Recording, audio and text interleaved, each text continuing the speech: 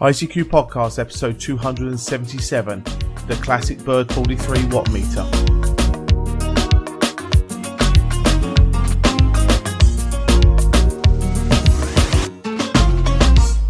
Well, hello fellow amateur radio enthusiasts and welcome to this, our 277th episode of the ICQ Amateur Radio Podcast, supported by David Hartley, RS314170, Philip Heckinbottom, VK6 Alpha Delta Foxtrot, and an anonymous donor, and of course our monthly and annual subscription donors as well. In this episode, Martin M1MRB is joined by Chris, Mike 0 Tango Charlie Hotel, Dan, Kilo Bravo 6 November Uniform, Martin, Mike 0 Sierra Golf Lima, Ed, DD5 Lima Papa, and Frank, Kilo 4 Foxtrot Mike Hotel, to discuss the latest amateur radio news. Myself, Colin M6BOY, rounds up the news in brief, and this episode's feature is a feature regarding the classic Bird 43 Wattmeter.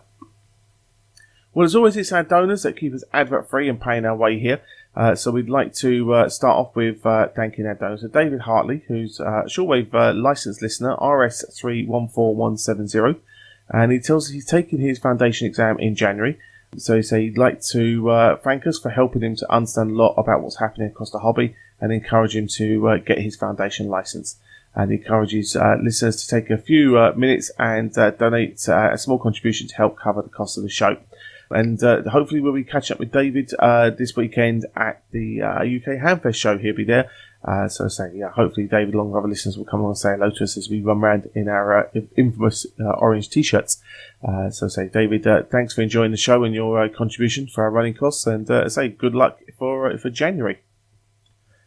It's not only new comers to the show at Sport, it's also our long-time listeners, Phil Heckinbottom. You might have heard of Phil quite regularly on the show, VK6 Alpha Delta Foxtrot. And he says, hi Martin and Colin, just made a donation for the birthday level from the website. He said he's congratulations on our great 10 years. He remembers going back 10 years ago, there used to be a chat program called ICQ. And then this podcast came out, and he thought it was a podcast on a chat program. I thought, who'd want to hear that? It must have been about 4 or 5 episodes in when he started hearing the term ham radio mentioned alongside ICQ, got curious and came along, gave it a bit of a listen, very quickly got hooked, went back, listened to the ones he missed, and as I say, he's been hooked ever since. He's been a long-time listener since then. We met Phil at Friedrichshafen last year. Phil, it was great to meet you there, and I know you also caught up with the London guys as well on your visit through Europe.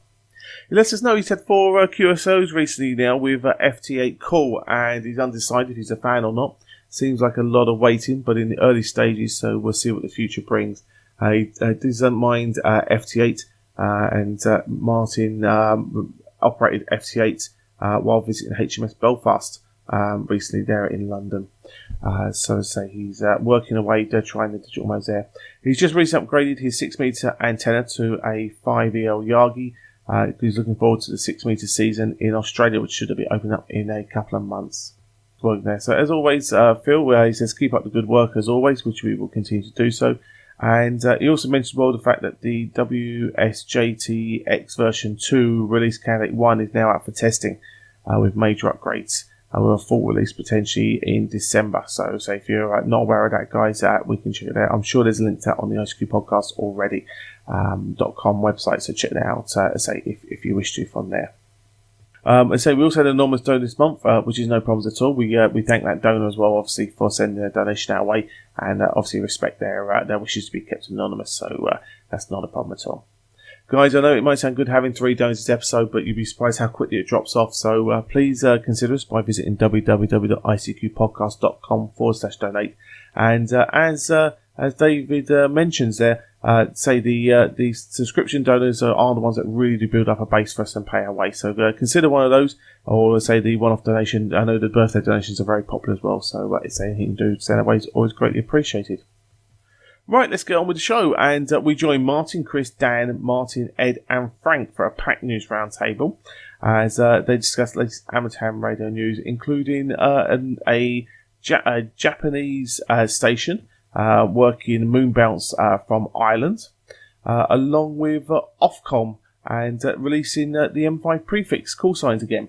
As always, guys, hope you enjoy. Well, hi guys, welcome to episode 277 of the ICQ podcast, and this episode's News Roundtable. Tonight, I'm joined by Mr. Chris Howard M0TCH. Evening, Martin. Evening, Chris. Good to have you. I've also got Mr. Dan Romanchik KB6NU. Hi, Dan. Hello, gentlemen. Good to have you with us as well, Dan. We also have my partner in crime, Mr. Martin Rothwell M0SGL. 277. That's a hell of a lot, but good evening. Hello. Yeah. I'll lose count on a Martin. I don't really. But, yeah, it's a lot. It's a good job we got a website that tells you, really, isn't it? Yeah. I've got Colin as well. We also got Mr. Durrant DD5LP. Hi, Ed. Yeah, good day to our Australian listeners. Yeah, good day. And last but not least, we got Mr. Frank Howell, K4FMH. Hi, Frank. Sup, Holmes? Hey, whatever. You're trying to get me, ain't you? Oh, that I did not expect. You're trying to get me, I don't know. Oh, dear. I tell you guys, before we start, the pre-show chat has been quite lively, so I'm expecting this one to be quite lively. We start our first news story with a station in Ireland, EI8JK, working a Japanese station on 77's Moonbounce for the first time from Ireland. So quite an interesting one there. Frank, do you want to go first? I'm very impressed. Now, I'm not a Moonbounce guy. I haven't gotten into that yet. I have some friends who do that, and I've certainly talked to Bob Howell and his building of these massive arrays for 6 meters back years and years ago.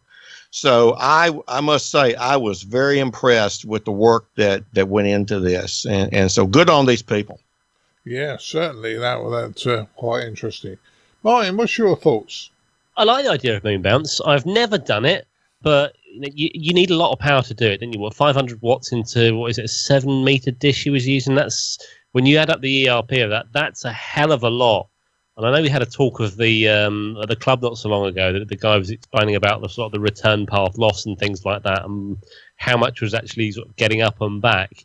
It's a nice achievement. I think it's one of those achievements that will go up there along with like your first DX contact, your first long distance, your first contact to like in our equivalent Australia, so the other side of the world, your first real long distance via Moonbounce. I think that's got to go on there. It's a great achievement. It's something I'd love to do one day, but I don't have the space in my garden, unfortunately. No, that's always the problem. We've seen the massive array antennas, haven't we? But looks fun. Chris, any thoughts on this one? Well, yeah, kind of echoing what Martin was saying, really. Huge, great to get a first, between Ireland and Japan. Just looking at the pictures now of the array that Tony EI8JK put together on 77s, it's 4 elements, four Yagis working together. I think it's got, I've forgotten the number of elements of each Yagi, but you go, 4 20-odd element Yagis basically. Doesn't say how much power is running. It says medium powered amplifier, so I presume that's a fair bit of power. But yeah, great to get a first, and well done to Tony. Yeah. Ed, have you ever done any Moonbounce or been involved in any of it? No, I'm afraid not. I'd love to be at some point. The key point here, of course, is this wouldn't have been possible 5 or 6 years ago even, because it's using digital, it's using JT65.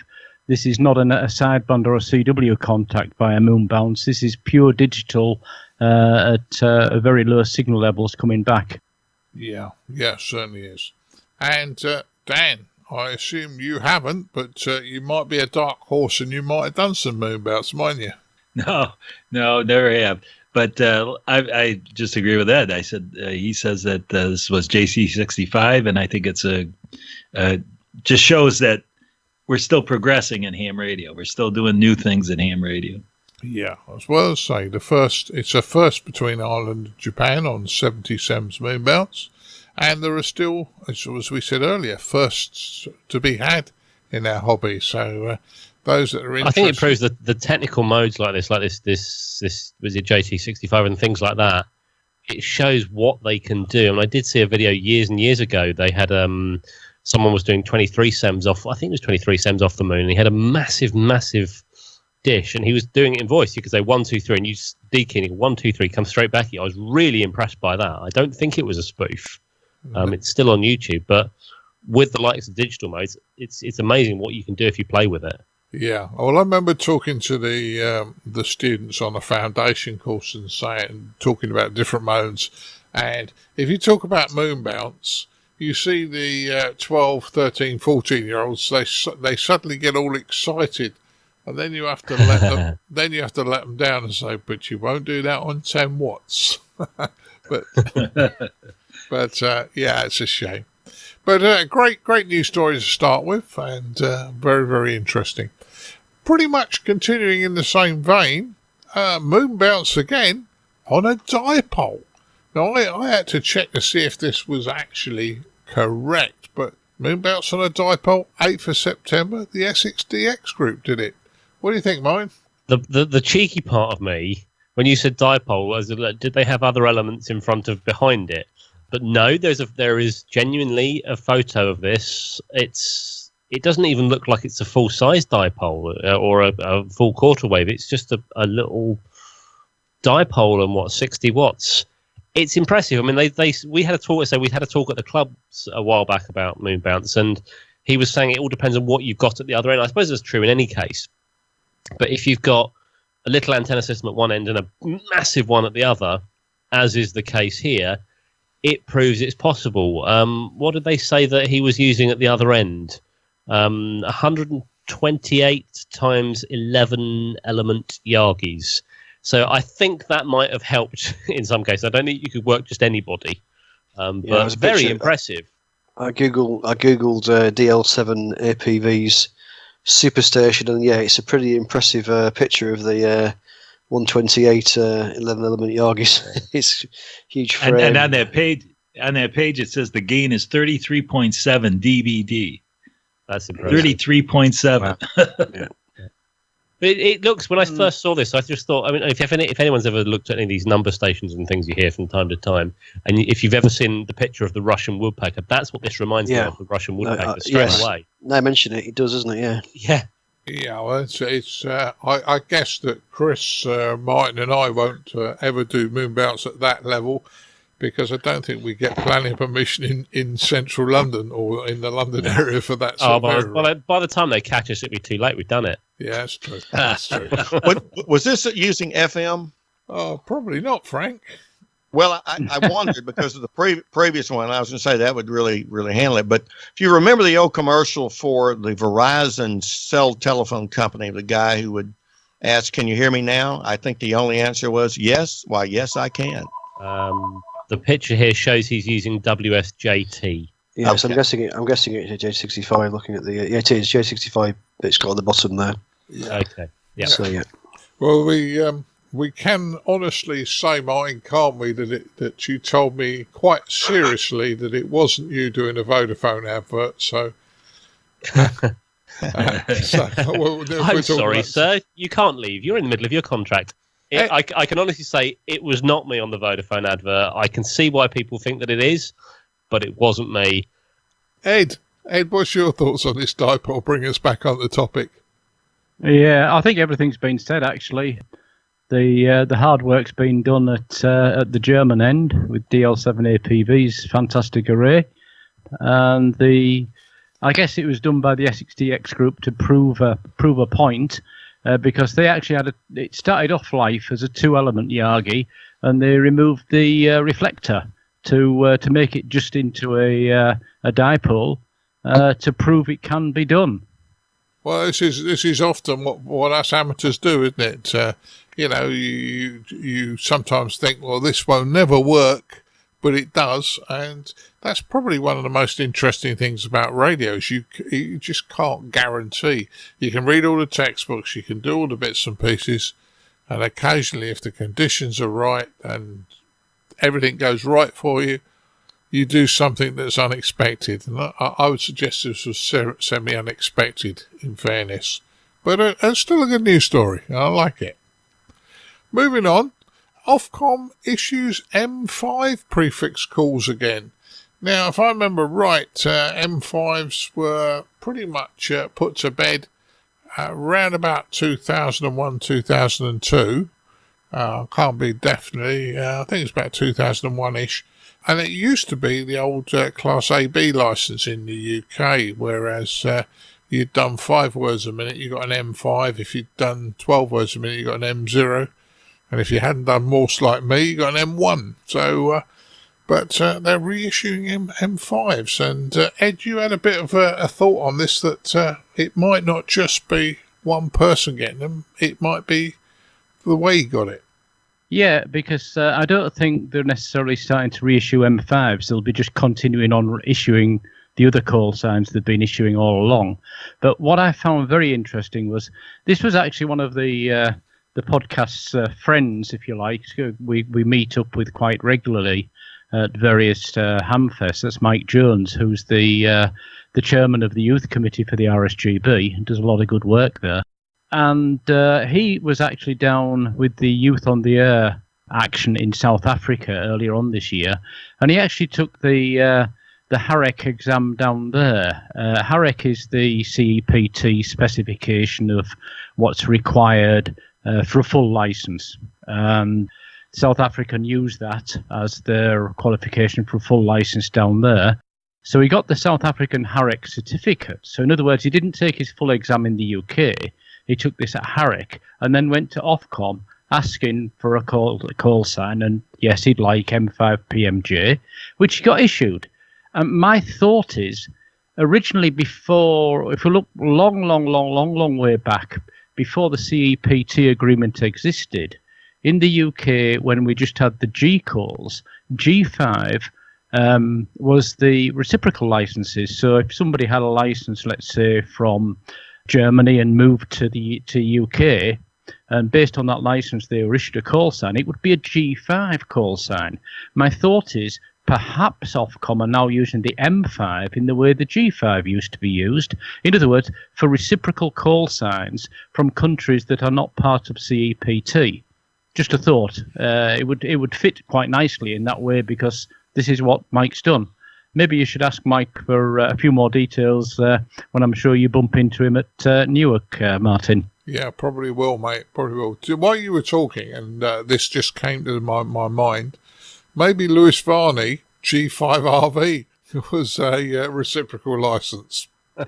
No, G5's 3 letters. All right, okay. Just only three letter were the reciprocals. All right, okay. That was a thought. Dan, have you ever worked a G5? I wouldn't suggest they're not very common. No, I never have. And I was going to make the same comment about G5RV. You know, that's the call sign, British call sign that most U.S. amateurs know. Yeah. I was to say, I suddenly thought as Ed was going through that maybe Reg was, but. And the other thought I had was, it always amazes me how amateurs seem to get so exercised over call sign combinations and call sign assignments and stuff like that. Yeah. I just think that's kind of amusing. Yeah, I'm terrible. I wanted a vanity call sign. That's why I got W9 ICQ. There you go. So there you go. I didn't really like the call sign the FCC issued me. So anyway, that's another story, and we got ICQ for the podcast. Chris, what's your thoughts? It's interesting. The only M5 I think I know is Jonathan, who we know from News Belfast, and he also works at the BBC. He's a nice chap. Also, just on the Mike Jones being the first person to get an M5 call sign in the last 17 years, he's just put on Twitter literally a few hours ago that he's actually, I'll read out what he's put. After 4 years, I've taken the tough decision to stand down from being the chair of the RSGB Youth Committee due to work commitments. A big thank you to the RSGB and to Steve Hartley, G0FEW, and the committee for the fantastic opportunities over the years, 73 to now. So it looks like Mike's stepping down from that particular role. So although Mike's done a great job and he's always very passionate and enthusiastic whenever we met him about that role. So just sort of thanks to Mike for doing that for that time. And it looks like they've got to find somebody else. Yeah, it's a shame because Mike's a very good guy and, as you say, done a great job. But time comes on and people move on, and it's probably about right, and he's got to look after his own career. Frank, you any thoughts on this one? Well, just kind of reading the mail with you guys, and I think rare calls, as Dan may have mentioned, become a concern for some. And hey, a G3 for me was big time stuff. So I'm sorry to see Mike, who's obviously done a good job, and you guys know him, but it does happen, particularly when you're at certain points in your life course. You have to focus on other things. So. Yeah. Well, I have to focus on ICQ at the moment, don't I? I'll behave myself. Martin, any thoughts? Well, in relation to the M5 call sign, I mean, when I applied for my M0, there were no guidelines given to me other than the fact that I knew what I should be applying for. There was nothing there that says you cannot apply for an M1 or an M5 or anything else. I can see M5 would be appealing to some people, specifically if you're a more distant station, you're trying to work the UK. I mean, how many M0s can you work in the UK? Hundreds of them, thousands of us. How many M5s can you work? Well, it's a more appealing call sign. But when I went for my full license and I was applying for the license on the Ofcom website, I actually wanted an M0 or an M nothing. So that's why I went for that. But it'd be interesting actually to see if anybody else tries it, just to see what happens. So if anybody out there is applying for their license and they fancy an M5 call sign, try it, see what happens. Yeah, why not? I wonder if maybe if you were to go back and put in a G0 or something like that that's you may know isn't in use, would you get that? Well, they have gone and issued M3s recently. There were a couple of M3s got issued, so there's possibly a few that are still floating around, but I'd be surprised. But hey, it's all interesting stuff, and as I say, we wish Mike every success in whatever he does, and I'm sure he'll be in the hobby with us for a long time to come. Frank, you put the next story in about spectrum management and the impact on amateur radio, and you kind of was telling us it's about selling off the spectrum, isn't it? It is, Martin, and the International Amateur Radio Union is part of that sort of global initiative to manage RF spectrum. And in the 17th Regional Conference for Region 3, this was a policy paper that was published. It's entitled "The Evolution of Spectrum Management in the Era of Hyperconnectivity and Its Impact on Amateur Service." So, of course, that's a mouthful for most amateurs. So I'll try to hit the real high points. Now, they use Australian data and information just as an example, because if they jumped around with countries all over the world, it would get very dicey very quickly. But here's some of their major points.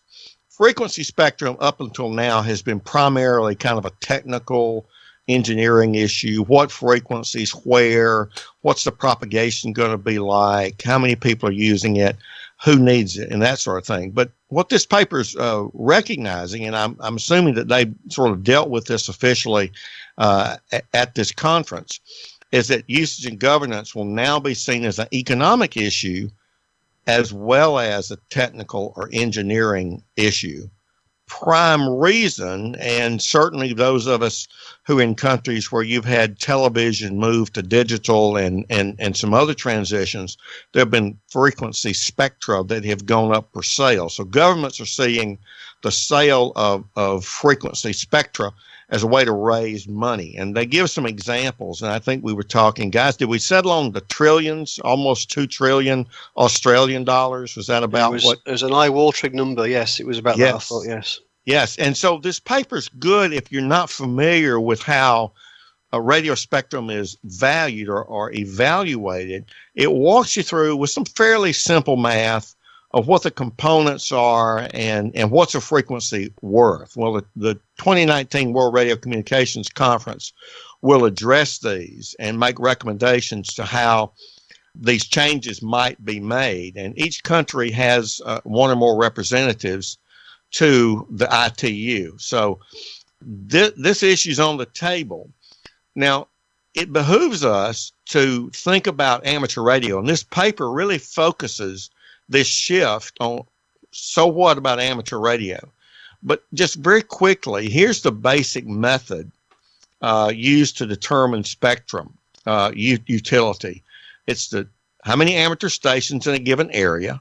Well, we kind of know where licenses go. We have addresses and things, so we can get some handle on that. And what kind of transmission mode? What's the bandwidth? We have fistfights over bandwidth, but we kind of have them resolved. And here's some that are kind of, I'm not sure we know much.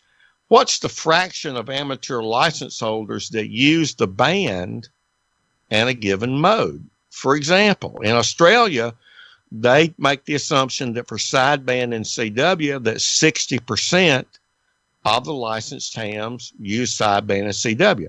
Well, I'm not saying that's wrong. I'm just curious as to how they come up with it.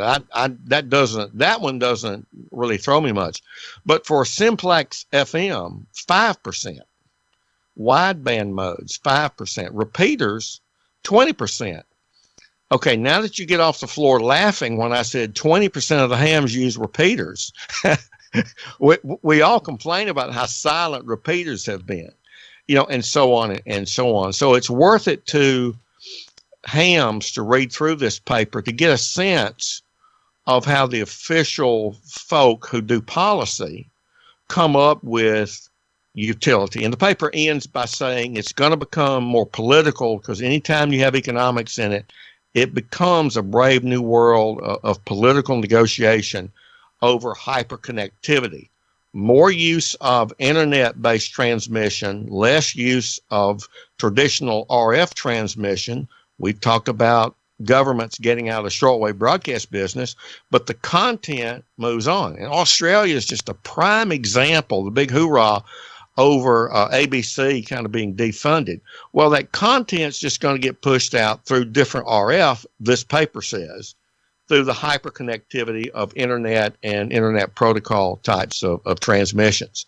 So it concludes by saying we won't be able to rely on, but we give you emergency communications because a lot of these others are doing a pretty good job.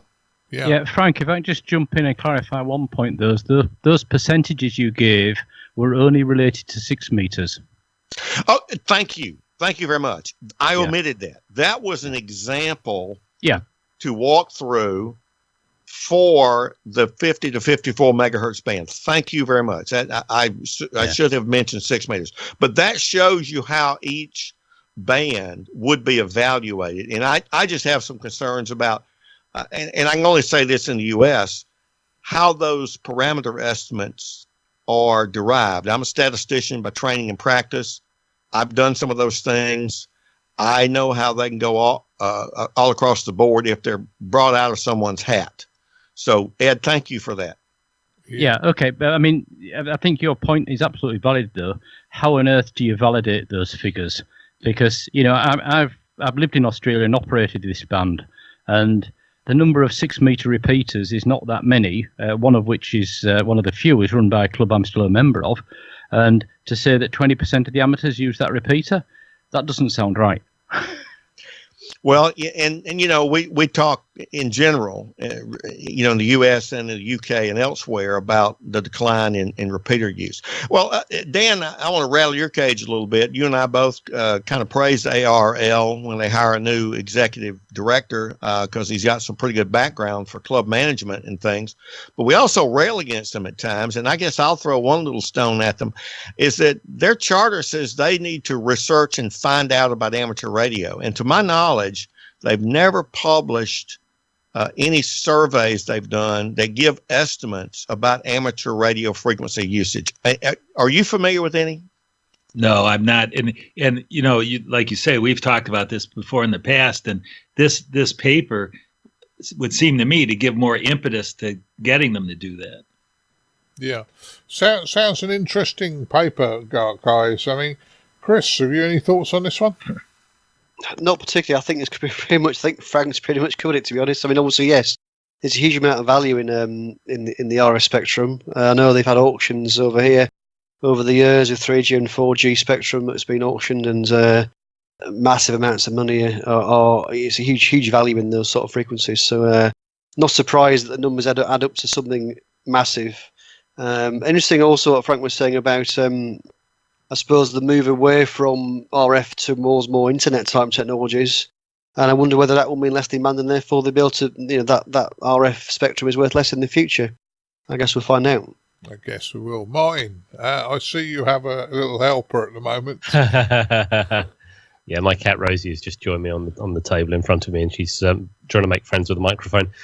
My only concern is, like, when we talk about things like this and people work out the worth of frequencies, is that regulators elsewhere in the world, for example, Ofcom, will work out how much frequencies are actually worth. We know that mobile phone companies pay millions of billions of pounds for spectrum for 4 and 5G services and things like this. How long will it be before they work out how much 2 meters is worth, or 70 SAMs, or some of the bands that we use, before we potentially start to lose things? I mean, okay, I know we're potentially losing stuff from, we've potentially lost some stuff up in the gigahertz range, which is where they're really interested, because obviously there's more spaces, more bandwidth, and they can do more up there.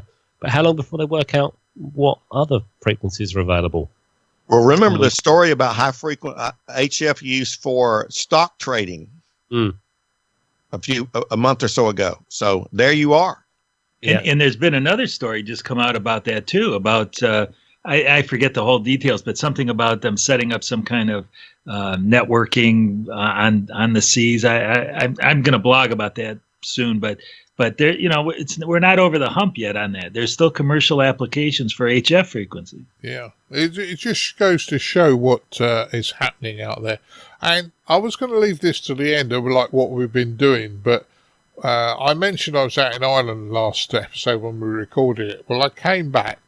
The ferry was delayed. This is relevant, by the way. The ferry was delayed by 5 hours. It docked at 7 o'clock in the morning at Pembroke Docks in South Wales. I drove from South Wales to my house on the 2 meter calling frequency. All right. Okay, I was listening. I didn't put any calls out. How many calls do you think I heard go through people on the calling frequency in 250 miles? Correct. 0. Correct. 250 miles, 7 o'clock in the morning till midday. Nobody called. Now that to me is worrying. Now, all right, I should have called, I suppose, but I had Mrs. B in the car, and I thought there'd be bound to be somebody come up that was interested. I could say to her, I'll just work him and get an MW contact or something like that, but nobody. So here's a product idea for somebody. You could develop a voice gear for 2 meter FM. Yeah, but you could call automatically and at least make some noise. Already exists as an Android app. Oh, well, there you go. Yeah, from Wolfie. Yeah, but it just you can build it into the rig that we had. Wouldn't it? A little button you can press on the front of the rig, a bit like your HF rig, Martin. Yeah. Like my little baby 450D. That's got it. That worked very well. Okay, moving on. Once again, Frank, you put this one in. Yaesu USA and social media policy. Now, you're saying that they're not very happy with some of the stuff that's being posted online, and we emphasize this is a Yaesu USA issue and not the UK or Japan at the moment. So, Frank, you've had a lot of bother, haven't you? Well, yes. Just this kind of come to my attention, sort of stumbled into it, but it raises the bigger issue of amateur radio companies like Yaesu, USA in this case, ICOM, Kenwood, MFJ, you name it. All are using social media to do a couple of things: to sell, to advertise and promote new products and get that brand out there, if you will, and also to give some technical support, whether it's talking about firmware updates and what have you. It came to my attention the following, that the Yaesu Fusion Facebook group, that people who had been, I guess, just asking too many tough questions in other non-Yaesu managed groups were being excluded from seeing the comments by the National Sales Director, Mr. John Crook. And a number of people have reported that this had sort of happened. Now, that was very unlike the style and strategy of his predecessor, Mr. Chris Wilson, who left Yaesu and went to start his own company in a little place called Paris, Texas, however.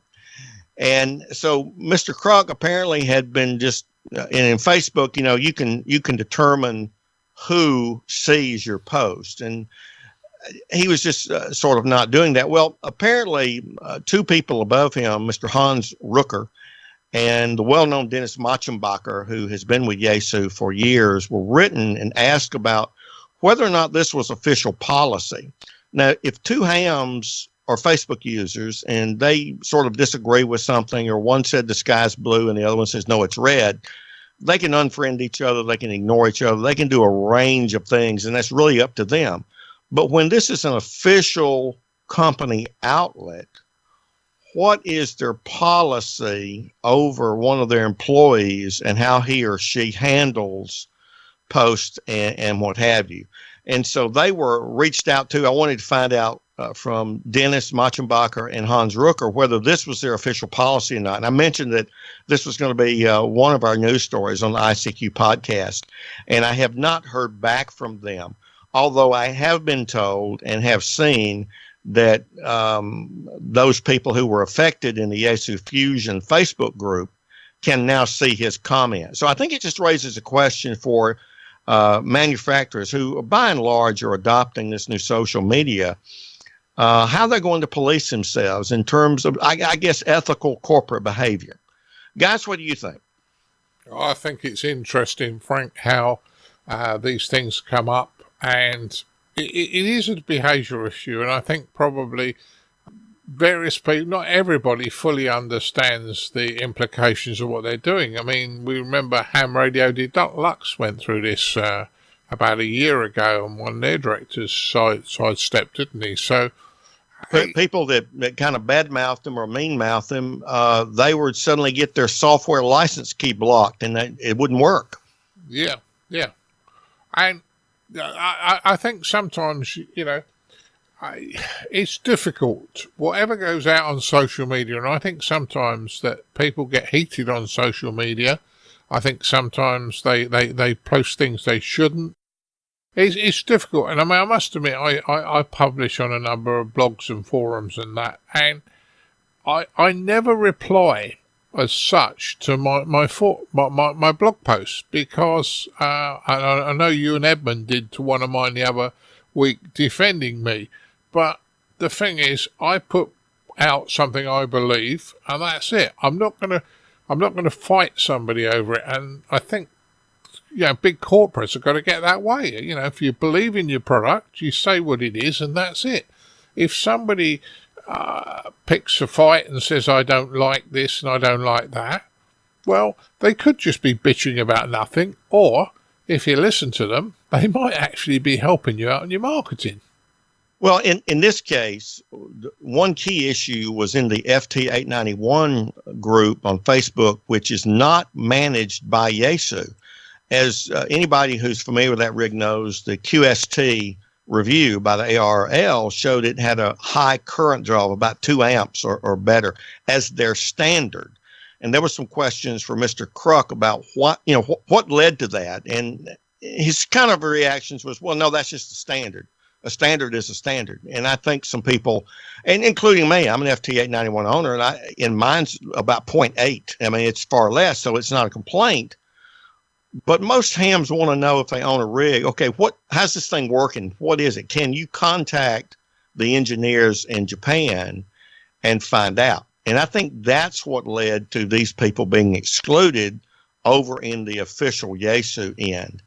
And listen, I'll raise my hand. We get to talking about American college football, and I've said some things I wish I could bring back. I think we all get heated when it's an individual thing.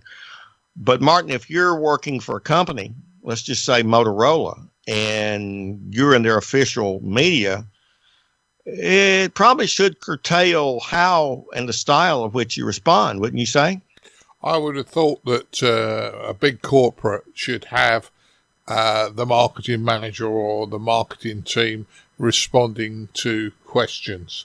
Now, not necessarily they would be technical enough to respond to the questions, but they should effectively filter the questions to the right people to get the answers, And I would suggest that if a company's going to do business on the internet in social media, that would be the way to do it. Yeah, I mean, I think with any company. Sorry, Frank. Yeah. No, go ahead. No, I was going to say, so with any company, surely for an employee of a company, you sign something that says, anything that you post on your own back is nothing to do with the company. I work for two separate companies. Both companies say, look, you've got to have something on your Twitter feed that says views of my own, not that of my employer.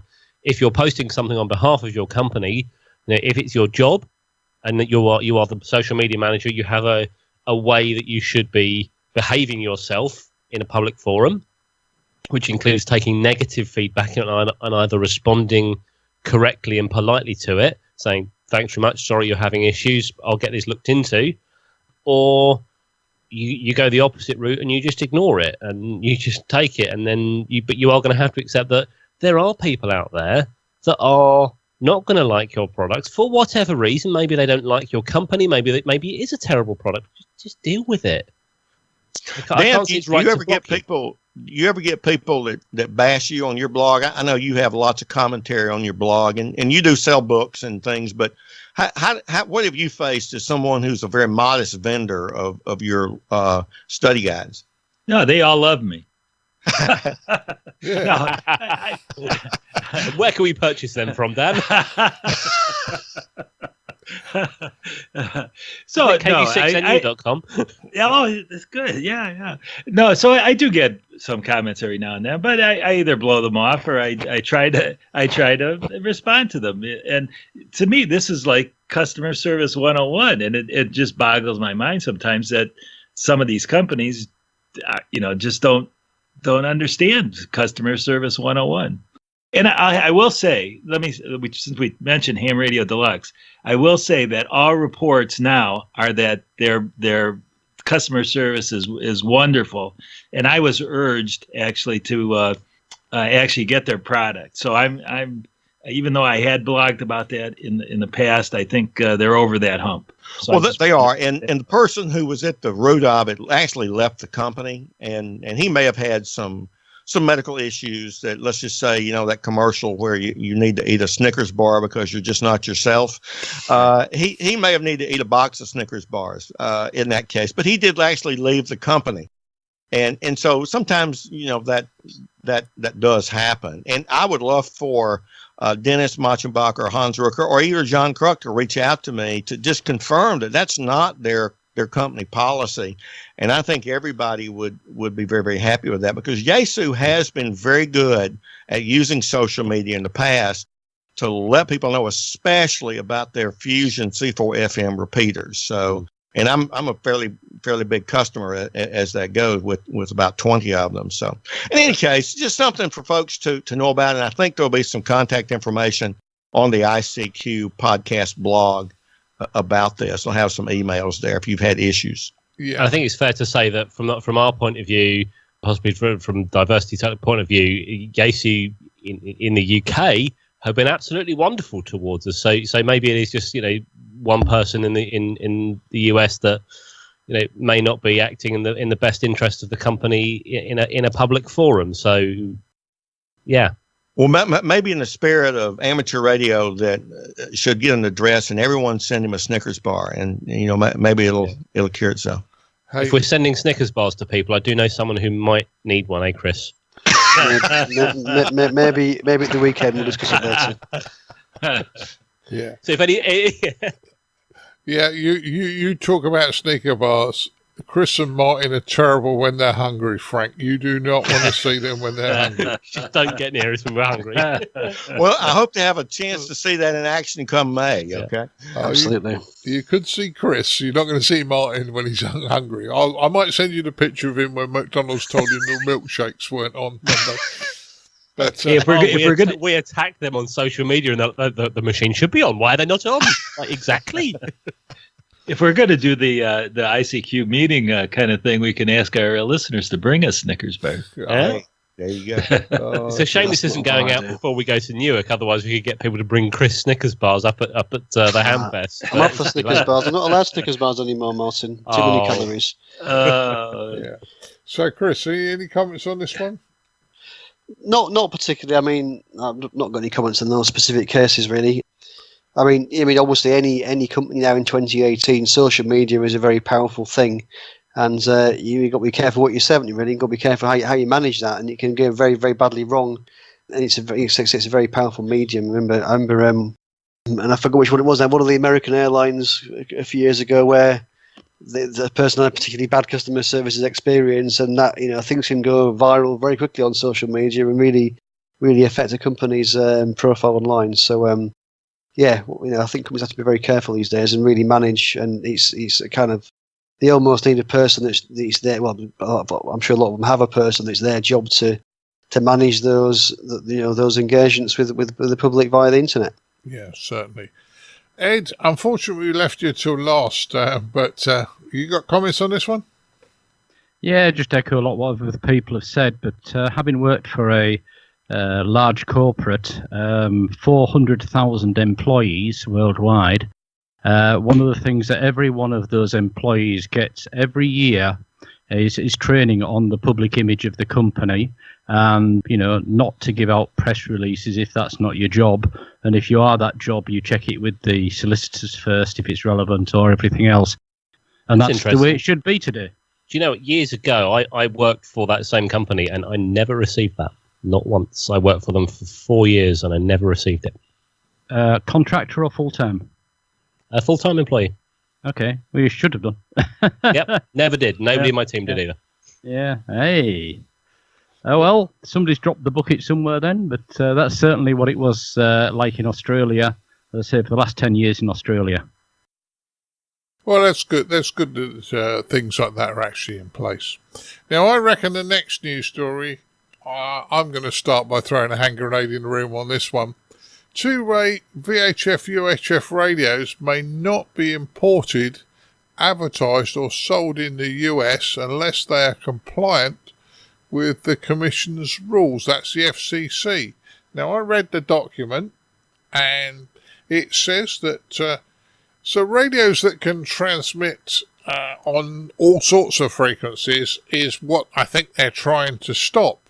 But if they say that you can only have an amateur radio transceiver that only transmits in the amateur bands, that means that in many ways the amateur radio operators in the States are going to be a little bit screwed, because it means that you can't have some of these Chinese imports. Okay, they may want to stop those, but it's not just those. Think about it. DMR runs on Motorola, ex-Motorola PMR radios. Now, they transmit everywhere on the UHF band between about 410 and about 470 megs. So, technically, they're illegal as well, because they're not being used. Go on, Ed. Yeah, when we read this again, though, before starting the recording, my understanding was it said either it has to operate only within the amateur bounds, or it has to be FCC certified. Therefore, a wideband unit has to be FCC certified. And by the way, Hytera would come under the same hat as well, I guess. Yeah. But are they certified for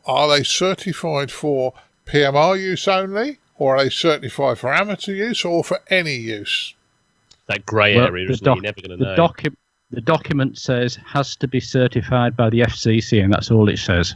All right. Okay. Yeah, so I was checking earlier, so I've got a bow thing here, the UV5R, and that's got on the back of it an FCC logo. So does that mean it's certified? Does that mean so this will transmit outside the amateur bands? But the fact it's got the FCC logo, does that mean it's okay? Can you still import it? Can you still use it? I'm reading this as the FCC have probably had a load of complaints from licensed legitimate users that said there are kids appearing on my PMR channel, and you'll probably find that people have gone on to online retailers. We all know who they are. They've gone and bought themselves a set of Baofeng, switched them on, and they come tuned to 156 point something, or somewhere in the middle of either a marine band or a PMR band, and the kids are just chatting away because they switch it on. They just expect it to work. You switch it on and chat away. And I reckon it's probably based on that, they're saying, no, you can't do this. I reckon that's what they're trying to stop. Yeah, I think if they haven't got a VFO or the equivalent of VFO, then often manufacturers leave the test frequencies in the radios that they set when they're setting them up. So they're the test frequencies they use, and that's what causes a lot of the problems, I think. Yeah, the other thing is there was a list of different US companies that have already been fined for importing these things. So the gist was they'd been imported as amateur radio equipment when they weren't actually being sold to amateur radio enthusiasts. Right.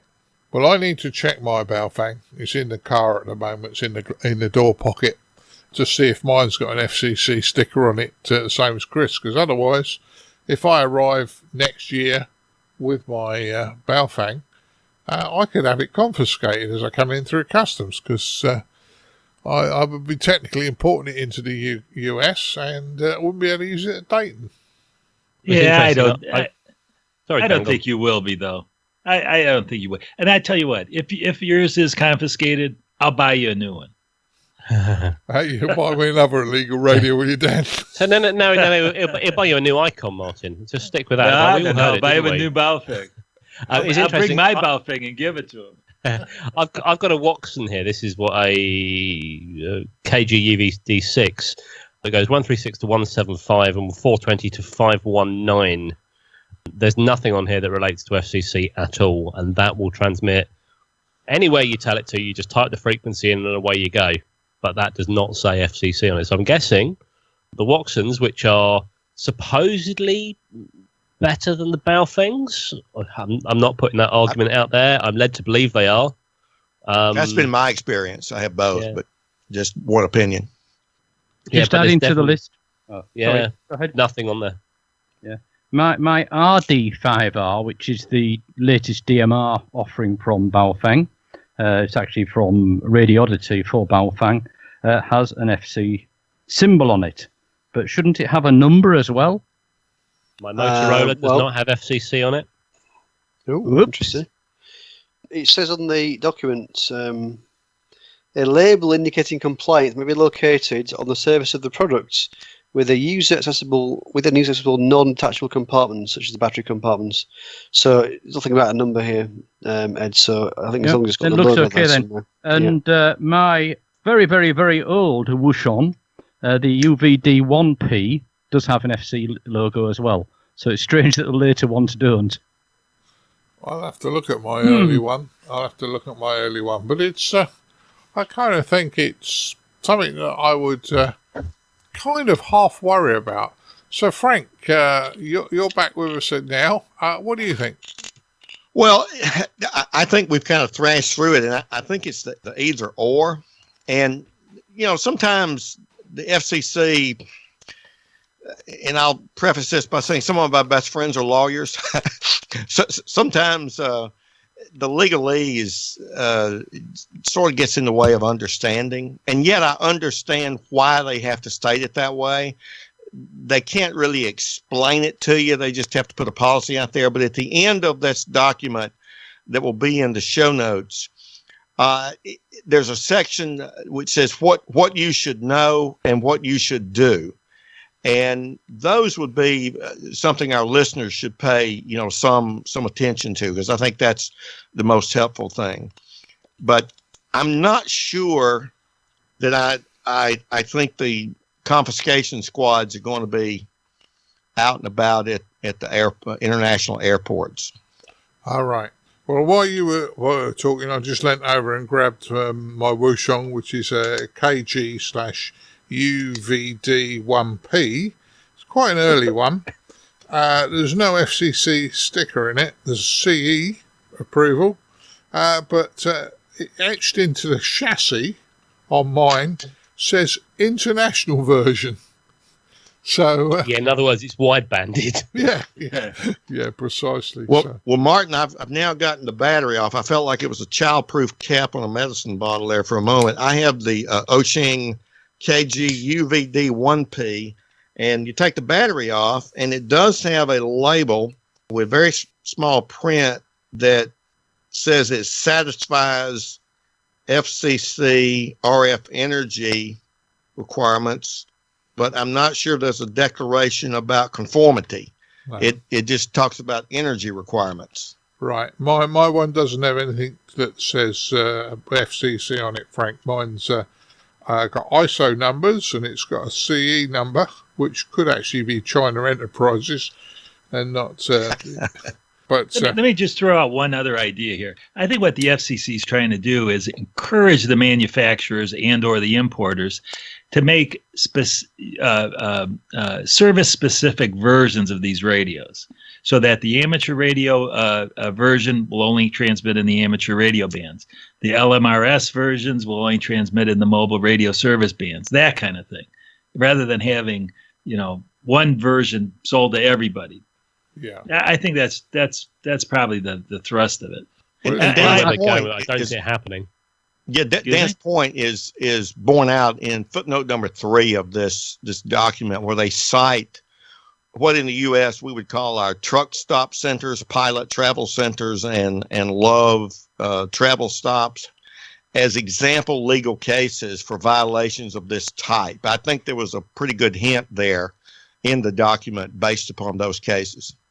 I noticed something there. It's got Baofeng Radio US, so that's obviously a specific example there. I'm not sure which device it was, but yeah. Yeah, I mean, I've got the really, really cheap Baofeng out here now, the 888S, and it's got an FCC logo on it. And that's the worst of all of them. Yeah, they come tuned to about 403 megs, I think, when you get them out of the box.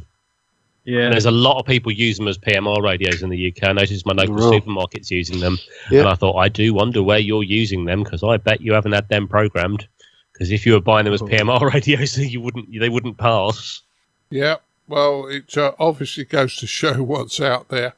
I think it'll be an interesting one, and I think this will rumble for another few more weeks until we get the hindsight. I personally don't think they're aiming at the amateurs, because we're responsible people.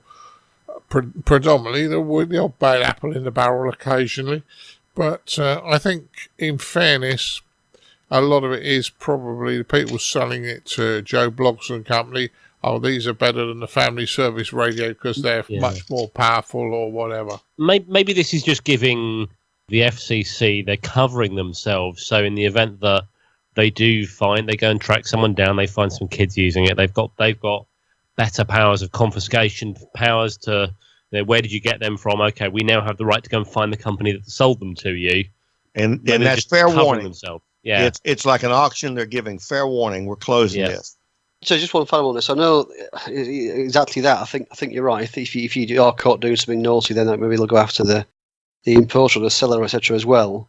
Yeah, I do recall an episode some time ago where we talked about a story in the States where some kids had got hold of some of these cheap Chinese handhelds and were actually operating, I think it was on the ambulance service EMT frequencies there. So, it can be quite a serious, it can have some quite serious consequences. Oh, definitely. Yeah.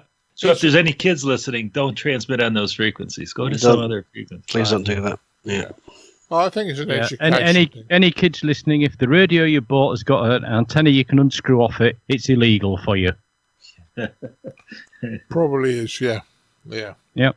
That's the easy way to tell if you don't want to look at numbers and things. Yeah, I guess so. Because the ones that are sold for family service or public service, not public service, what's the other one you said? Anyway. FRS. UHFCB, as I'd call it. Same frequencies in Australia, by the way. Yeah, UHFCB. Yeah, if the one regulation is the antenna can't be removed. So that's an easy way to see whether it's the right radio or not. Well, let's hope. I bet I could remove it. Yeah. I mean, easily, not with not with a saw. Yeah, without pliers or a hacksaw. Yeah, grinder.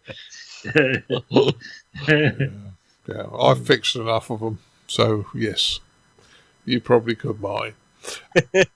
Okay, let's move on because I think we've done this one to death at the moment. I think it'll come back, and it'll come back, and it'll come back, but. It's an interesting one until we get a finalisation on what's really going to happen. Last news story is kind of two news stories rolled into one. The first part is FT8 versus FT8 call. There's been some things going on this, and Dan, you wrote a bit more at the end here about a beta version of WSJT-X 2.0. So, Dan, you're an FT8 user, and you said you quite enjoyed it, so I'm going to let you go first. Okay, so it's actually two separate stories, and the second bit here is really the bigger story, I think. So they've the WSJT folks have come out with 2.0, and it's got a lot of big changes in it.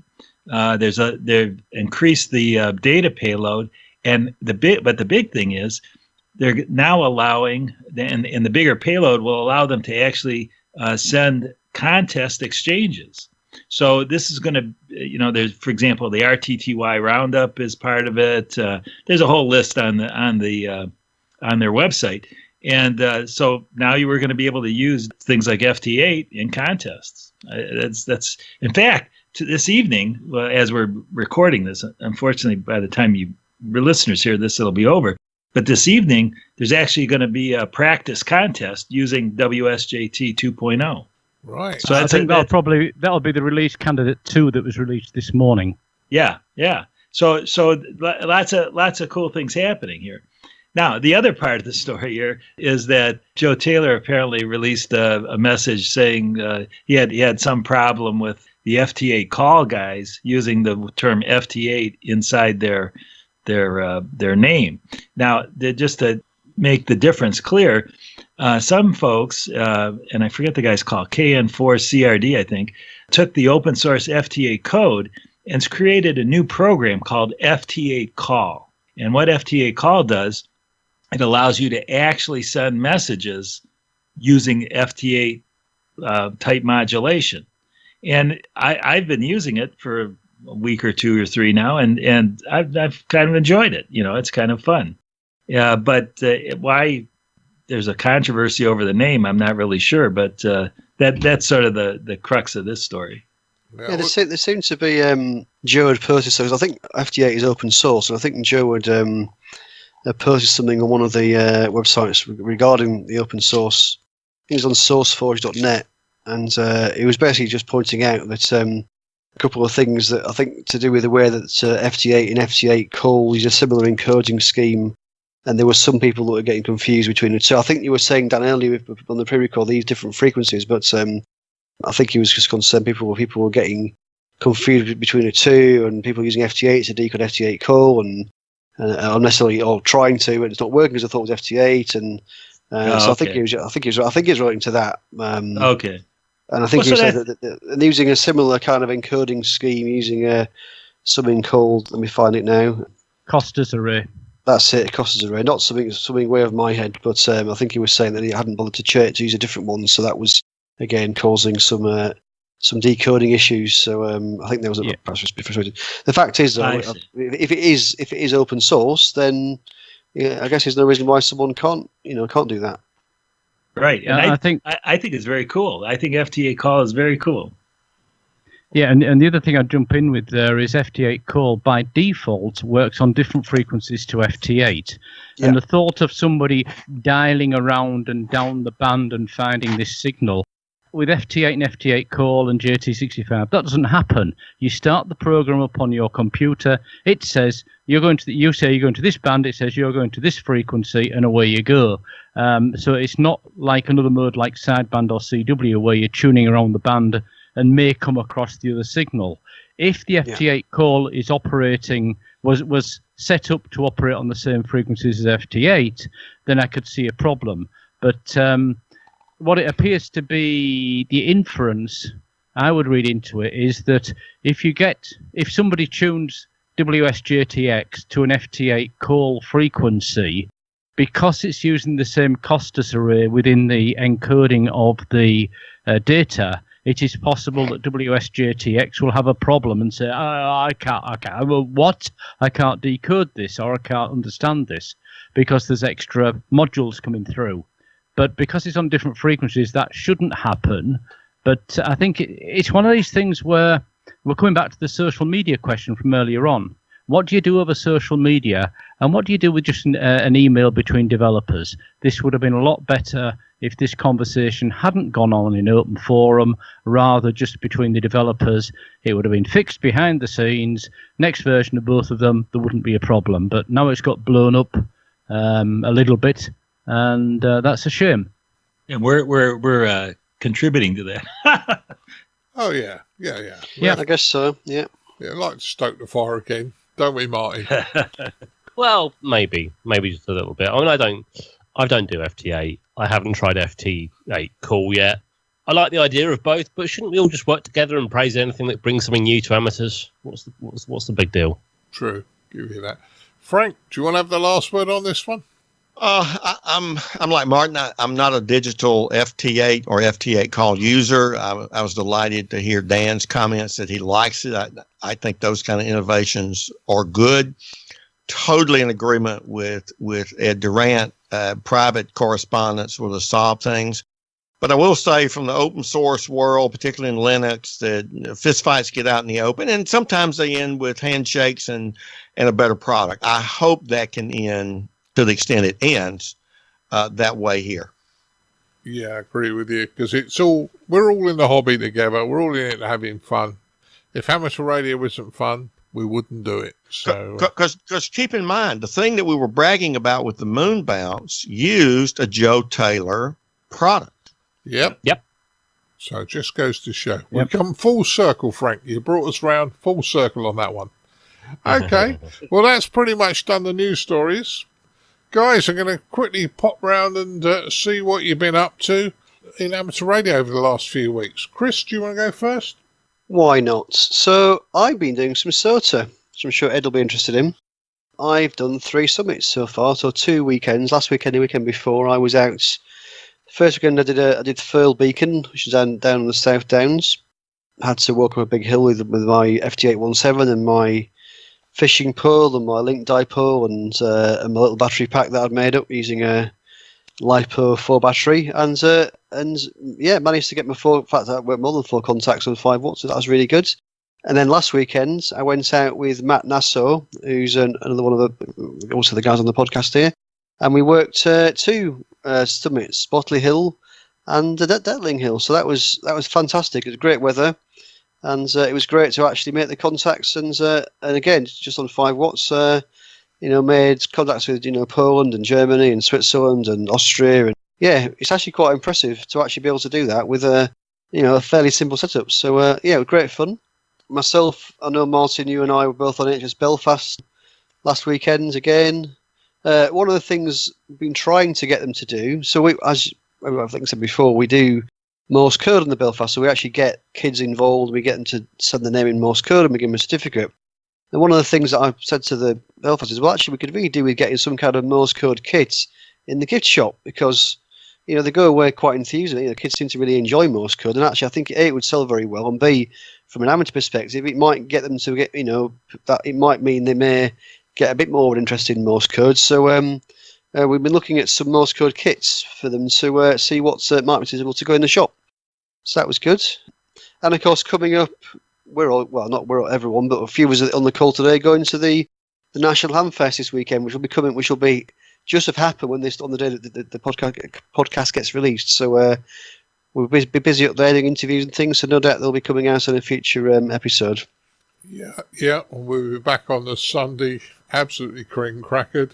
And we will. And Colin and I got to stitch the podcast together and get it released, unless we get it done up in Newark, ready to go. But that'll be a good one. Right, Ed, what have you been up to?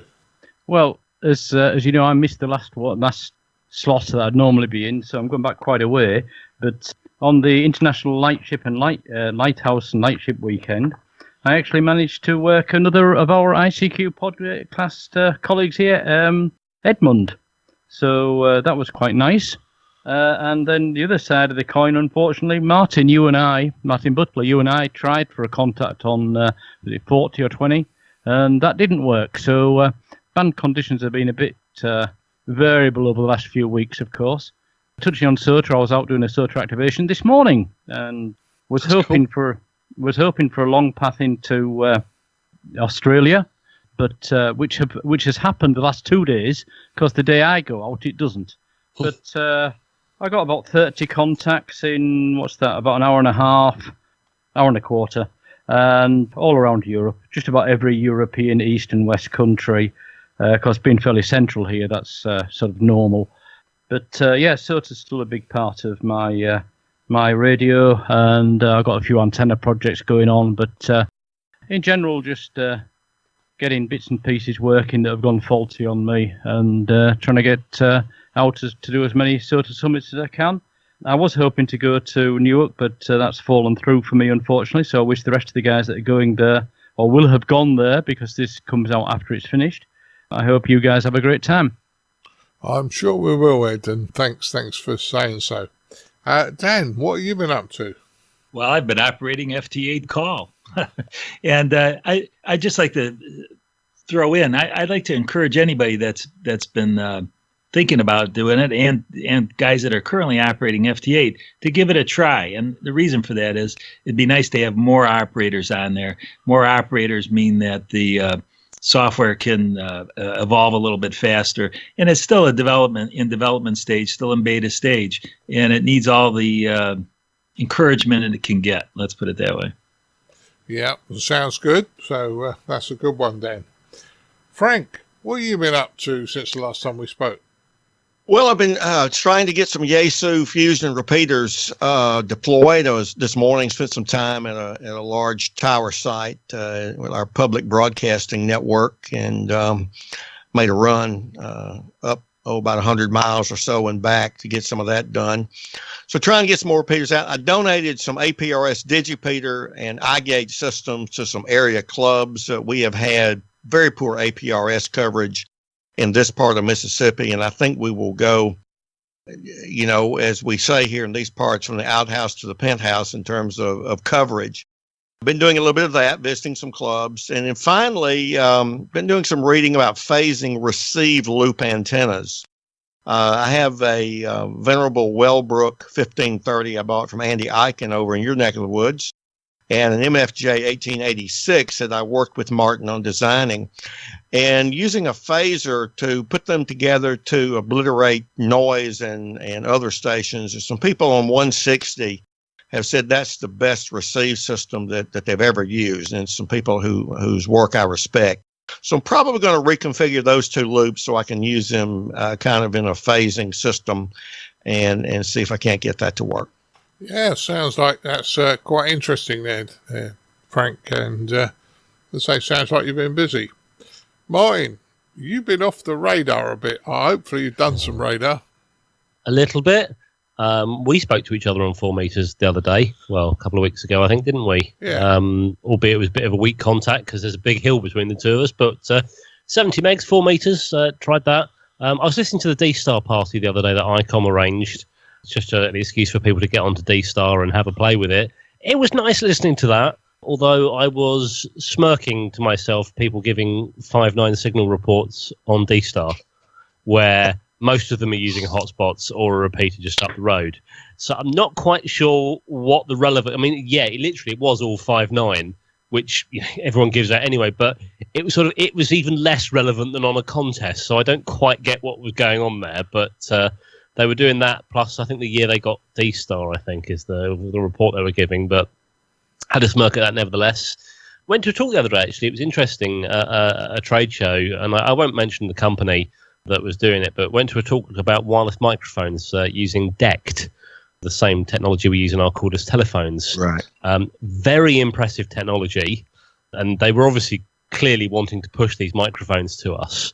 And they were very, very good. I'm not going to question that at all.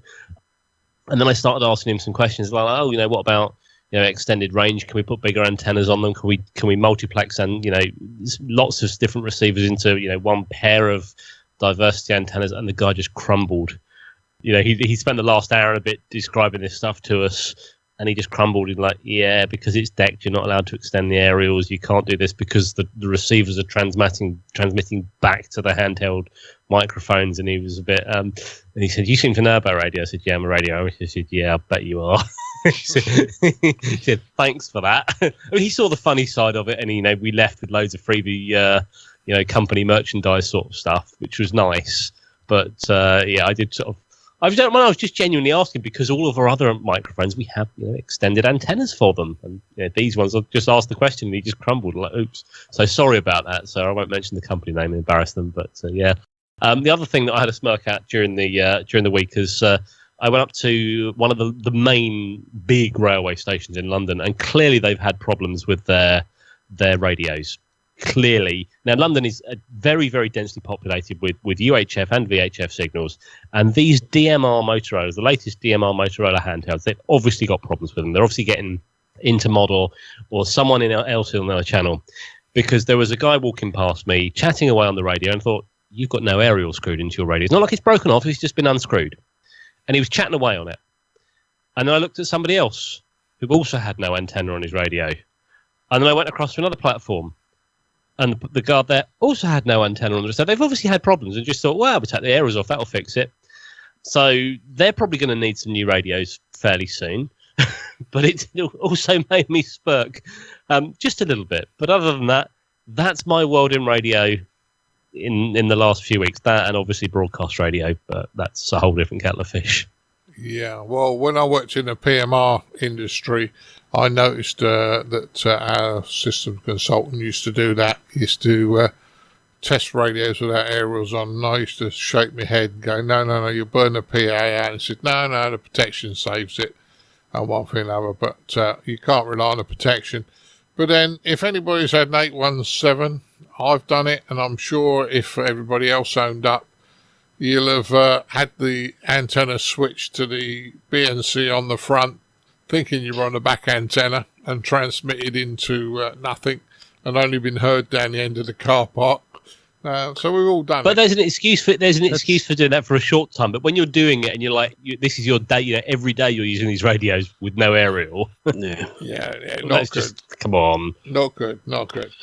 Well, I said I went to Ireland. I had about just over a week out in Ireland and thoroughly enjoyed it.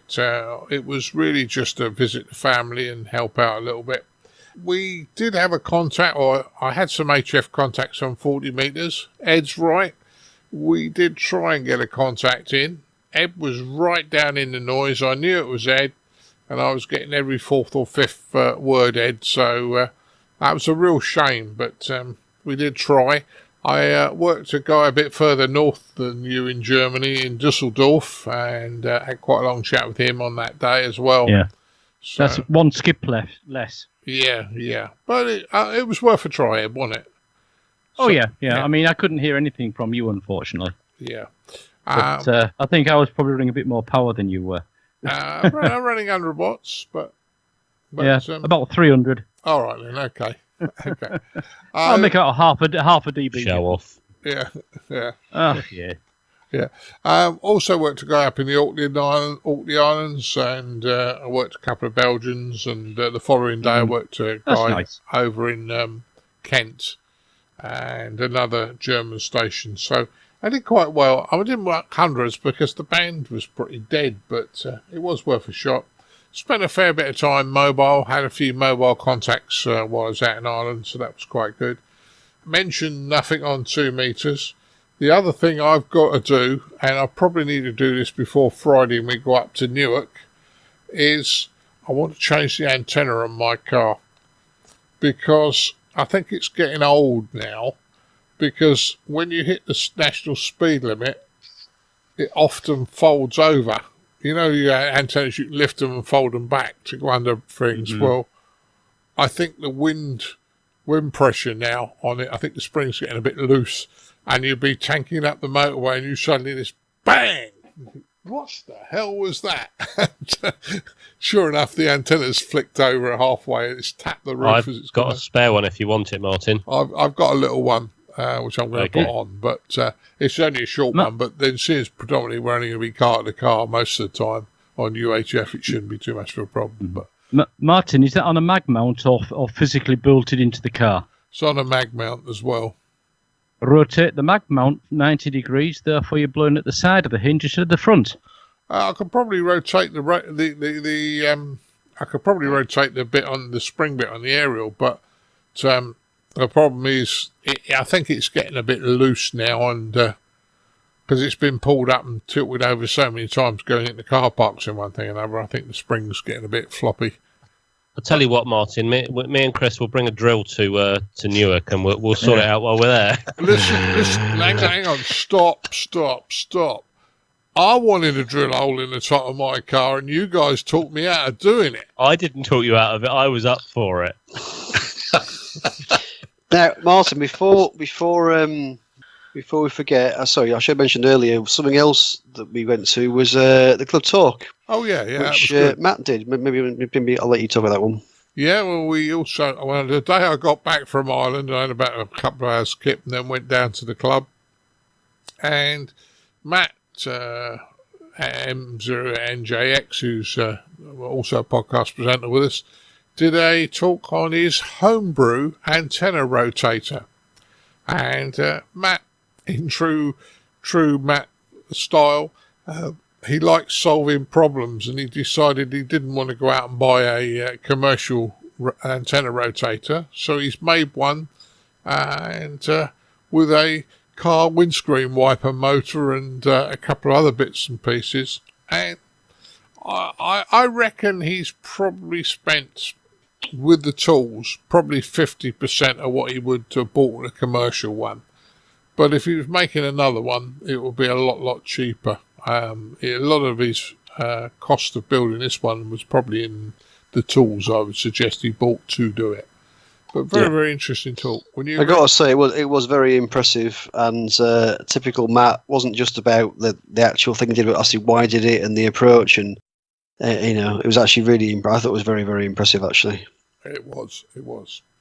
Anyway, we're running extremely long. Ed's got to get to bed because he's a plus an hour on us, and Martin's got an early start tomorrow, so I'm going to wind it up now.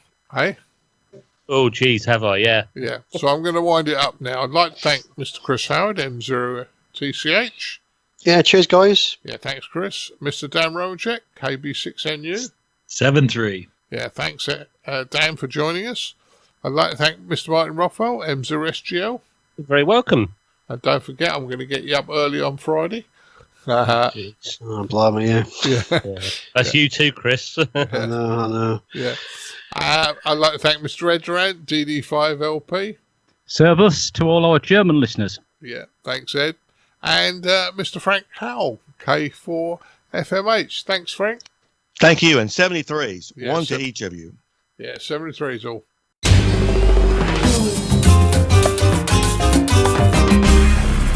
The ICQ Amateur Ham Radio Podcast, serving the amateur ham radio community fortnightly since 2008.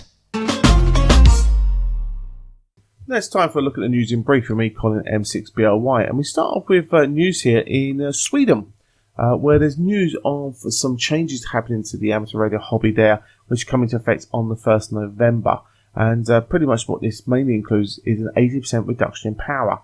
Now, back in 2004, the Swedish communication regulator, the PTS, basically made amateur radio transmitters exempt from individual licensing.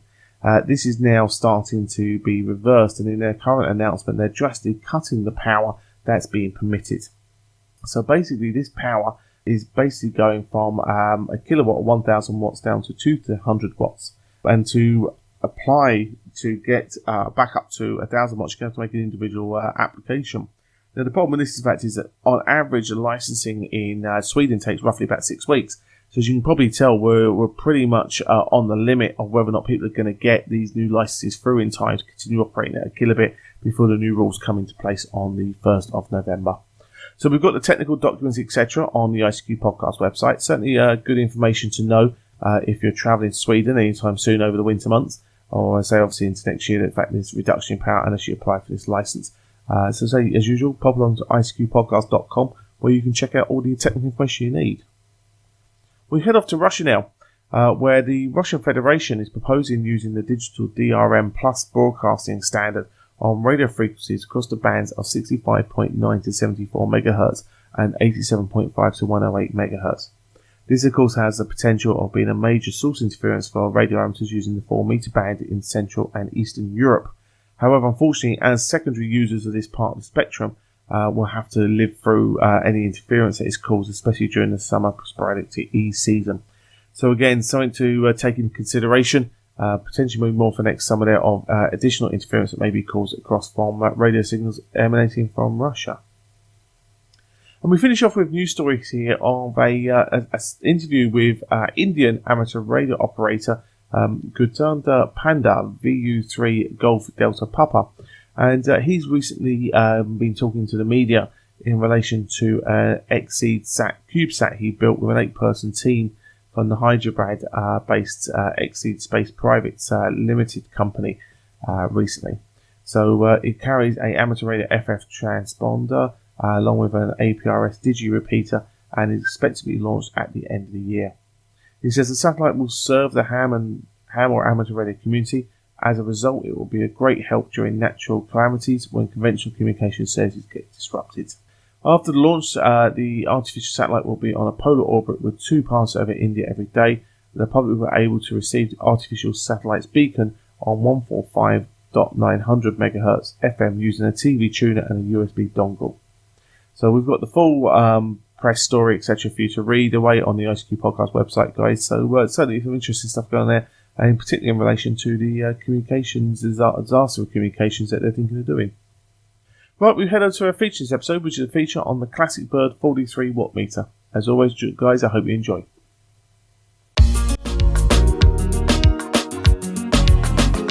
And now, what you've all been waiting for, this episode's feature from the ICQ podcast.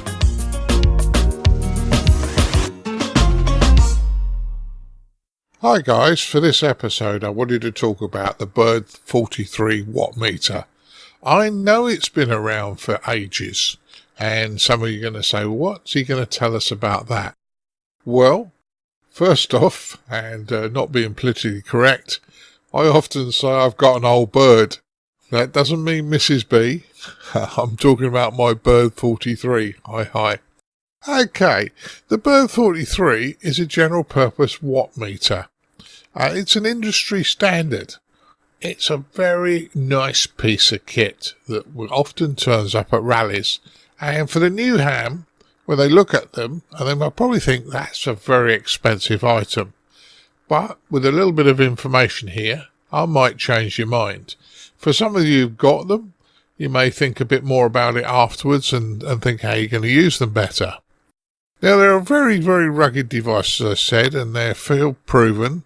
They're an insertion type meter, so you put it in series with your coax feed, so you're actually measuring the watts going down the cable to your load, i.e. an antenna or a dummy load, and you can actually read the reflected power coming back.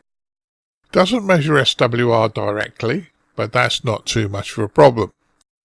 With a full scale accuracy of around about 5%, that's not bad for an analog display. And equally, if you look square on, I'm sure you can probably get a little bit better. But around about 5% is really good. And it has a low SWR insertion loss. So quite good. Now, I did say it was rugged. It's made out of a metal case, and so it does take a few bumps and scratches, although it does have a mechanical meter movement, so you do have to treat it with respect. But you will see some of the cases a bit scraped and scratched, unfortunately, at rallies. You can fit into the device 2 extra what are known as slugs, and I'll talk about those later in greater detail. The slugs are effectively the electronics part of the meter that measures the forward and reverse power. Now, the meter, when it comes from the factory, has a dummy slug, and that is used to block off the hole in the front to stop it any dirt and muck getting in, and to protect the sensing connectors to the slug. It's also used to effectively dampen the meter, because effectively when you put a blank slug in, it effectively shorts the meter out and protects it in transit. However, if you don't have the original dummy slug, you could buy one. They're about $9. Or you could just turn your slug 90 degrees, so it's not either forward or reverse, it's the arrow's facing straight up, and that has exactly the same effect. So if you haven't got one, you don't have to rush out and get one. The bird meter, well, its reason it's been so sought after is with the changing of the elements, you can go anywhere between 450 kilohertz to 2.7 gigahertz, and power ranges from 10 milliwatts to 10 kilowatts.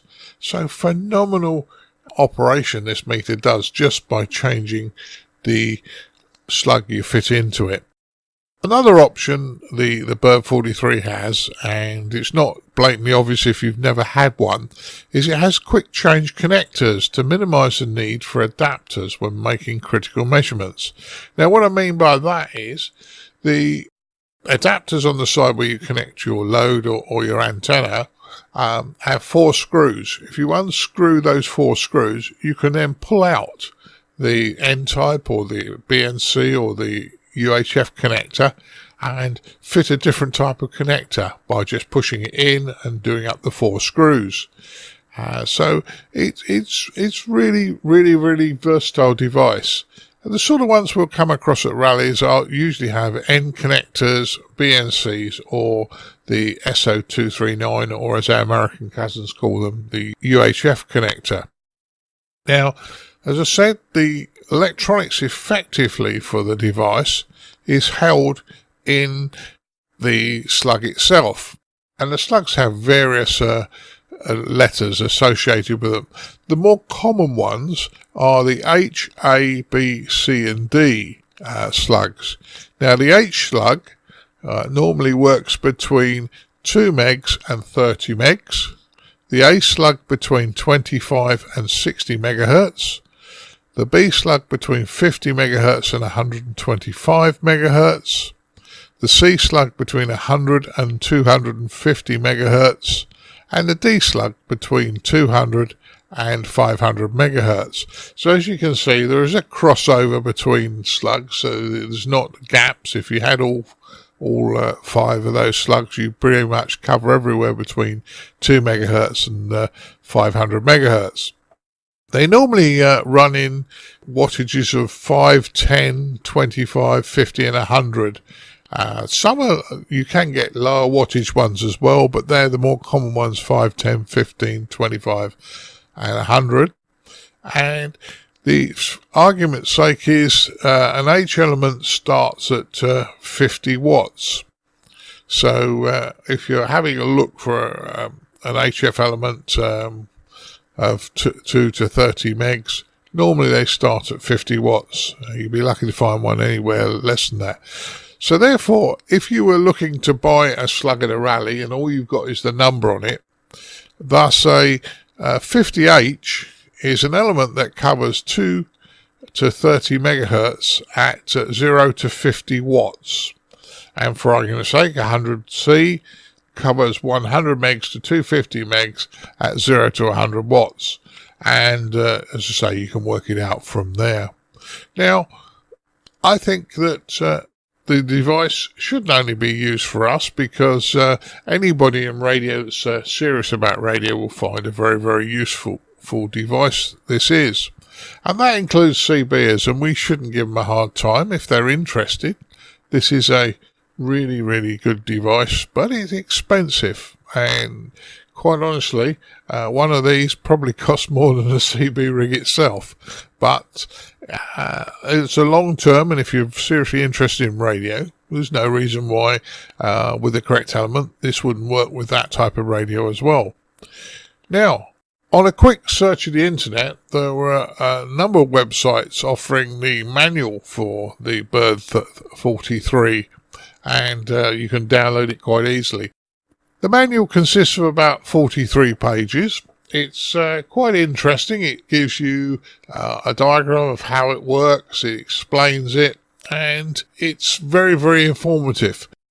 You have to realise that these were originally designed for commercial use, and therefore the documentation on them is very, very good. You know, this would have been used by a radio engineer somewhere at a radio station or whatever to make sure that things were correct. Now, the Bird 43 does not measure SWR directly. Yeah, you can measure SWR on it with a bit of math, but it doesn't measure SWR directly. So there are a number of websites out there that tell you how to do it, but effectively what you do is by measuring the forward and reverse power, and that then allows you to do a bit of math to come up with the SWR. Now, I'm hoping that Colin's going to be able to put on the website a small spreadsheet that I knocked together for my use, and it comes with 0 warranty. This was only done for my benefit, but I'm share it with you if you want it. Quick little simple spreadsheet that you put your forward and reverse in, and it tells you what your SWR is on a device. Now, that's small enough to run on a mobile phone, and I'm sure that anybody cleverer than me who can write iOS apps or Android apps could knock something together very, very quickly to do the same on a mobile phone. Now, bearing in mind, this is an insertion meter, so be sensible when you're adjusting and connecting cables and bits and pieces. You want to make sure that your transmitting device is off before you start trying to connect this into the circuit, because their transmitters do put out some very high voltages, so you want to make sure that while you're connecting cables, your transmitter's off. Now, to measure forward power, effectively you turn the arrow on the slug to point in the direction towards the antenna or the load you're feeding. To measure reverse, you spin the slug through 180 degrees so the arrow faces back towards the transmitting device, and that way it will read both for you. Moving on, I mentioned slugs, and they come in various different types. The slugs are quite expensive. Second hand, they will cost you at least £30 per slug in the UK, probably getting on between $40 and $50 in the US. So you you don't want to mess with them too much, because they are effectively a calibrated device, and they're what's the heart of your Bird 43. So bear in mind, unless you've got a totally dud one, don't take it apart and fiddle with it, because effectively you're more likely to screw it up than you are fix it. But if you've got a completely dead slug, well, there's nothing to stop you taking them apart. And there's a whole range of websites that show you what's inside them and how to modify them on one thing or another. But I wouldn't personally modify a slug unless it was totally and utterly dead, or trying to repair it unless it was totally and utterly dead. But because these slugs very rarely fail, their capacitors coupled to the feed line, so they're not physically touching anything, and that's where all the electronics is, effectively, for tapping off the signal and producing the DC voltage to drive the meter movement. Now, the meter movement is a 30 microamp movement, so you have to be a bit careful with it. If you effectively put the wrong slug in, you could effectively drive the meter really hard and do it damage. So, if you're going to run 100 watts, don't put a 10 watt slug in, because the poor meter movement's going to hit the end stop pretty hard, and you will do damage to it. So that's simple things like that we need to be aware of. If you have problems with one of these, the main problems are often dirty connectors to the slug, where the slug connects in. The connectors, they just want a little wipe with a little bit of isopropyl alcohol on a Q-tip or something like that. And the only other things likely to have problems is that the coax might have broken inside, but that's so very, very unlikely that you're not likely to have that problem. Now, how big is this here Bird 43 for those of you who haven't had your grubby hands on? Well, the height in inches is 6 7/8 of an inch, easily in millimeters 175. Its width is 4 inches or 102 millimeters, and its depth is 3 5/8 inches or 92 millimeters. And I'm sure that most of you who didn't grow up on the inches side are thinking this millimeters actually makes more sense now, because it's a lot easier to understand. Now, when you buy your bird meter, or you get your bird meter out the box, the bird meter effectively measures average power. It doesn't measure peak. So if you're transmitting AM, you've got a carrier, it'll read correctly. If you're transmitting FM, it'll read correctly the wattage. If you're transmitting single sideband, you might be thinking you're running 100 watts. It might be running 100 watts on your rig, and it might be showing you only transmitting about 30 watts. And the reason for this is because you're actually measuring the average power. The meter movement, by the time it's done the voltage conversion, you're actually reading the average power. Now, there are boards that do come available to add into devices, and they will convert your bird meter from an average to a peak, and that will show peaks on SSB. Now, these sort of add-on boards can be as expensive, if not more expensive, than the original purchase of the meter at a rally. We're talking of £150 excess upwards for these boards, and you might not have paid that for your meter, so you want to think very carefully whether you do it. Now, in my opinion, do we need the peak board? Well, probably not. These were designed originally for broadcast engineers and the professional. They're a professional piece of kit, and professionals wouldn't have necessarily used single sideband, and that's why they are what they are. They measure average. So I think that's a good enough reason for me why I'm not going to convert mine to peak. Not that I really need it, because when you're doing measurements, you usually tune up or do measurements on CW. Hold the key down, transmit continuous carrier, or AM. So I don't see the need to convert mine to a peak. Now, on the second-hand market, well, prices start from about £100 or about $120, depending on condition, and then they go up in price the higher the condition. And spare parts are still available. If you look on the web, there are a number of places still selling spare parts for the Bird 43. It's a lovely device. Now, there are other through-line devices on the market, and Telewave produced one, the 44A. It's a through-line wattmeter, but guys, you need extremely deep pockets for one of those. I think they start off at about $1,500 or around the $1,200 mark. So with a case and that sort of thing. So, it's out there.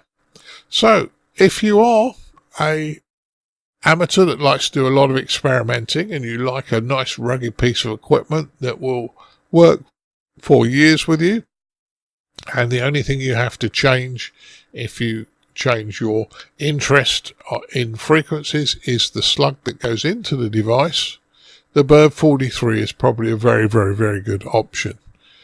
And there are plenty of them that come up at rallies and on the internet. They're quite easy to repair as long as the meter movement's okay. There's very little to go wrong with them. And as I say, hopefully this has been of interest. Keep your amateur ham radio podcast advert free by donating less than a length of coax. Visit www.icqpodcast.com/donate now. For all the news, links and information, visit www.icqpodcast.com. Well, Dad, thanks there for your feature there on the classic Bird 43 wattmeter. I'm sure you'll probably tell me that in some rally in the past, I probably carried said wattmeters for you, or certainly had a good look at one. And it's certainly good to hear your feature on that wattmeter.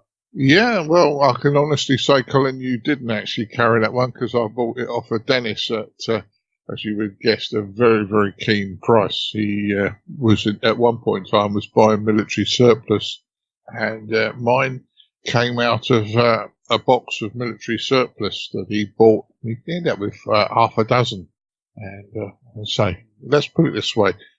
I got mine for a very, very keen price. I think I paid about £50 for mine with 2 slugs. So, since the slugs are normally about 30 quid each, I did very well. Lovely. Well, yeah, maybe one day you need to do a feature on how to get your harmonics to carry your radio stuff for you around sort of various handfests and shows, because that's certainly something I know I've been called for many, many, many times, and as I say, certainly very good at it. You had Connor doing that in previous, haven't you? Yeah, true. Hey, you know, I learn from the best. So anyway, let's move on here now. Okay, we start our feedback coming in here from some of the listeners. We start with Pete Caffrey, K5 Papa Delta Charlie, and he's told us that he's really pumped up. He's finally done it. He's made not 1 but 3 SO50 contacts during his Parks on the Air activation at K0334 in Maryland, in the States. He worked 90-degree twist, wrist twist, KK5 Yankee Echo Lima, who was helpful and patient, and then the others were HF and a VHF contact, all fun to make on 5 watts VHF on an FT2RD. So it's a very experienced, exhilarating time. So thanks, Pete, for telling us about how you got on there during Parks on the Air there, and certainly great to hear say your successes. So move on to the next one now, and Tim Beaumont, Mike 0 Uniform Romeo X-Ray, drops a mail. And on a recent episode, he was very interested to hear the comments on the roundtable in regard to CB, especially the comment about building high-powered amplifiers of 2, 3, 4, or even 5 kilowatts being stupid, in inverted commas, and that you can get further on VHF using a 10 for the power, really. So if it's so stupid for CBs to do it, why was the same not said for UK hams to do it? There are many high-powered UK ham stations using kilowatts. Would it not be better to try and engage these stupid CBs and bring them into the world of amateur radio? Their electrical knowledge of building circuit amplifiers would be most welcome, especially to the to the ham emporiums who struggle to find engineers. As for being able to go further using a 10 for the power on VHF, I'm not sure how that works. CB is between 10 meters and 12 meters on both of those bands, and I've worked the other side of the world into the Pacific Ocean with the legal 400 watts, so I'm pretty sure several kilowatts would provide a better signal. Yes, even on CB frequency band plan, you can work the same DX, although the CB service is not meant to be able to use the propagation, but there is propagation on CB frequency, so why shouldn't people be allowed to explore that? But then if they're interested to take the amateur license, as he himself did in 2002. He said, obviously, we come back to the same thing again, you know, obviously the distinction between the two hobbies, and doesn't help bring them across into that from there. As amateur radio was a learning hobby, he'd love for the show how VHF can get signals into Pacific for 10 for the power. Maybe I could use VHF more often. Maybe you're referring to a distance of 255 kilometers. These guys not building amplifiers to work up to 255 kilometers, I can assure you. As for building the amps to the algoriters, well, exactly the same as amateur radio, so the argument doesn't wash me. Love the show, keep up good work. Been a listener on a Sunday morning with my coffee for many years. That's Tim 0 Uniform Romeo X-Ray. You know, the whole CB amateur radio debate, Dad, it's a bit like two football teams, really, isn't it, sometimes? And, you know, it certainly does always trigger off great debates, and sometimes we have to accept the similarity of the two hobbies and the opportunities that both bring us, don't we? Yeah, well, hang on. I'm going to start by saying something. I have no, and I'll put this in capital letters if I was writing it, I have no animosity to CBers. I was on CB myself at one point in time.